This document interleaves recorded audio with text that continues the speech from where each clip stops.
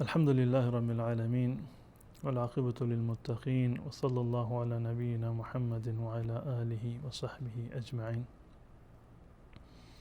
همان گونه که مستحضر هستید در این برنامه مواردی رو که الله متعال میپسندد برای شما برمیشماریم. برخی از این مطالب رو و چیزهایی رو که الله متعال میپسندید یا میپسندد در حلقه های گذشته خدمت شما بیان کردم. در جلسه امروز هم یکی از گفتارهایی رو که محبوب الله متعال هست و الله متعال میپسندد آن را خدمت شما عزیزان معرفی میکنم. اما مطمئن هستم که تمامی شما عزیزان این جمله را ورد زبانتون هست. روزانه چندین مرتبه مطمئنم که شما این جمله را بر زبان می آورید. اما بهتر هست که فضیلت این رو هم بدانید و معنایش چی هست انشاءالله خدمت شما معرفی خواهم کرد. رسول الله صلی الله علیه و سلم می‌فرمایند که ان احب الکلام الی الله ان یقول العبد. محبوب ترین کلام نزد الله متعال این هست که بنده مسلمان این گونه بگوید، یعنی این جمله رو بر زبان بیاورد. موارد زیادی هستند از کلام پروردگار و از اذکاری که الله متعال معرفی کردند که احب الکلام هستند و این نقطه را به خاطر داشته باشید که وقتی که ما میگیم احب الکلام یعنی کلامی که بنده میگوید، وگرنه کلام الله متعال و قرآن کریم احب الکلام هست، علی الاطلاق برترین کلام هست و بالاترین ثواب و ارزش را دارد. وقتی که ما میگیم احب الکلام الی الله یعنی جملاتی که ما انسانها بر زبان می آوریم که غیر از قرآن کریم هستند، اذکار و اورادی که از رسول الله صلی الله علیه و سلم ثابت هستند. در این حدیث رسول الله صلی الله علیه و سلم دعای استفتاح را معرفی کردند، دعایی که ما با آن نماز خودمان را آغاز می کنیم. آغازین دعای نماز همه میدونیم که چه هست.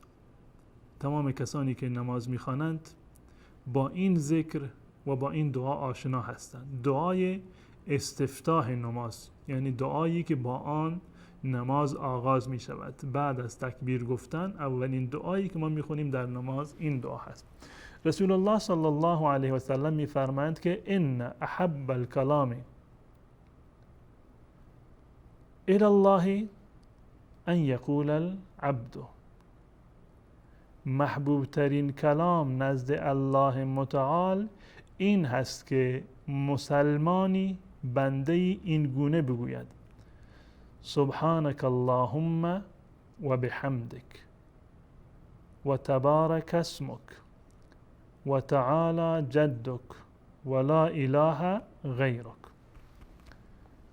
سبحانك اللهم و بحمدك و تبارک اسمك و تعالی جدك و لا اله غیرك. رسول الله صلی الله علیه وسلم میفرمایند که این جمله جزو بهترین جملات و محبوب ترین کلمات هست نزد الله متعال. بدین خاطر هست که رسول الله صلی الله علیه وسلم این رو در ابتدای نماز قرار دادند، یعنی اولین دعایی که بعد از تکبیر ما میخوانیم و با این دعا نماز خودمان را آغاز میکنیم. دعای استفتاح نماز هست. این جمله همان گونه که قبلا عرض کردم که سبحان الله و بحمده جز محبوب ترین کلمات نزد الله متعال بود کلمتان حبیبتان الی الرحمن خفیفتان علی اللسان ثقیلتان فی المیزان سبحان الله و بحمده و سبحان الله العظیم. همین سبحان الله و بحمده در دعای استفتاح هم هست. سبحانك اللهم و بحمدک، همون جمله هست، با این تفاوت که داریم میگیم سبحانك اللهم. معنیش این است که من پروردگارم را می ستایم، پروردگار من پاک و مقدس هست. پروردگارا سبحانك اللهم، ای پروردگار من تو پاک و منزه هستی و من تو را مدح می کنم و می ستایم. سبحانك اللهم و بحمدک محبوب ترین کلام نزد الله متعال هست. بهترین دعاها و محبوب ترین جملات و کلمات و ذکر و اورادها اونهایی هستند که در بهترین عبادت و در مقربترین حالت انسان اونها را بر زبان می آورد که همان حالت نماز هست. سبحانك اللهم، پروردگارا من تو را به پاکی می ستایم از تمام چیزهایی که مسلمانان جاهل و مبتدع یا غیر مسلمانان الله متعال را به آن به ناحق می ستایند. یعنی این که الله متعال را شبیه بندگان می دانند یا بندگان را شبیه الله متعال تصور می کنند، معتقد به جسمانیت الله متعال هستند. هر گونه عیب و ایرادی را که ذکر می کنند پروردگارا تو از آن پاک هستی. پروردگارا تو تمام صفات کمال را داری و از تمام صفات نقص مبرا هستی، پاک و بیزاری. سبحانك اللهم و بحمدک، پروردگارا تو پاکی و من تو را به پاکی و عظمت می ستایم. سبحانك اللهم و بحمدک. و تبارک اسمک، تبارک اسمک یعنی این که نامت مبارک است.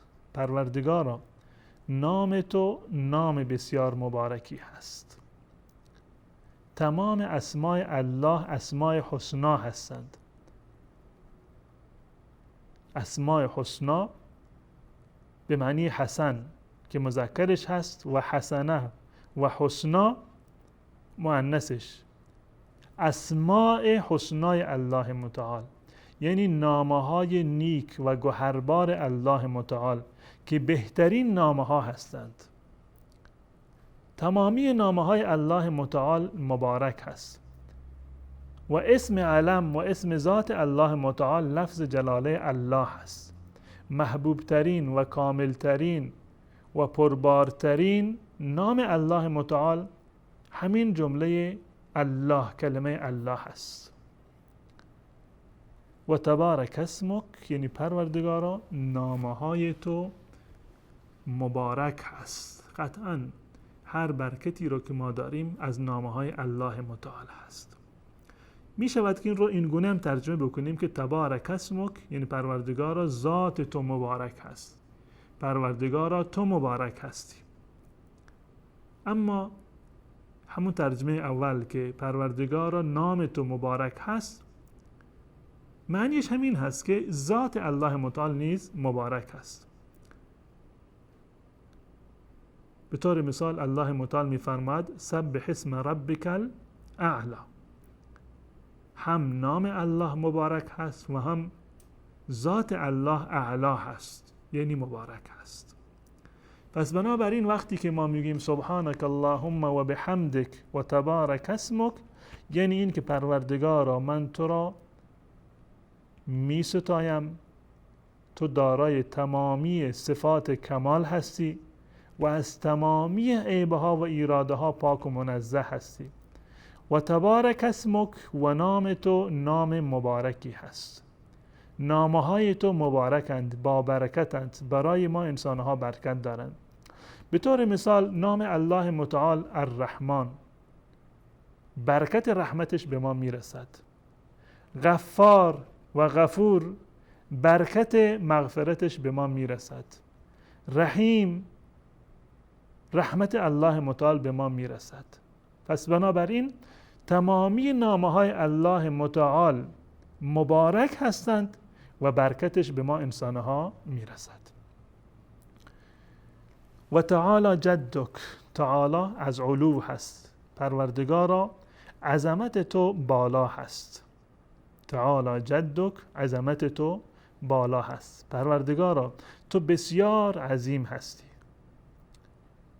و برخی از علما جد را به معنی غنا ترجمه کردند، یعنی ثروت، یعنی بی‌نیازی. تعالی جدک یعنی این که پروردگارا ثروت تو و غنی بودن تو بسیار زیاد هست، بسیار بالا هست، بگونه ای که به هیچ عنوان کم نمی شود. اون گونه که در روایتی اومده که اگر تمام انسانها یک جا جمع بشوند و از الله متعال بخواهند و الله متعال به همه انسانها هر چی بخواهند بدهد، باز هم از غنی بودن الله متعال و از ملک الله متعال چیزی کاسته نمی شود. پس بنابراین تعالی جدک یعنی پروردگارا تو عظیم هستی، عظمتت بسیار بالا هست، عظیمترین ذات هستی، بگونه ای که عظمت هیچ عظیمی به تو نمی رسد. تو بزرگتر از تمام بزرگانی و عظیمتر از تمام کسانی هستید که ادعای عظمت می کنند. و تعالی جدک، و در آخر میگیم ولا اله غیرک، غیر از تو معبودی وجود ندارد. یعنی این که ما الله متعال را به یگانگی میپرستیم. معبود یگانه ما فقط و فقط الله هست. غیر از الله معبودی که شایستگی بندگی را داشته باشد وجود ندارد و معبود برحق و حقیقی فقط و فقط الله متعال هست.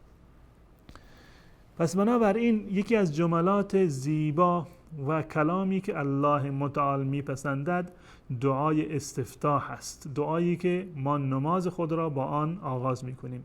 سبحانك اللهم و بحمدک و تبارک اسمک و تعالی جدک و لا اله غیرک.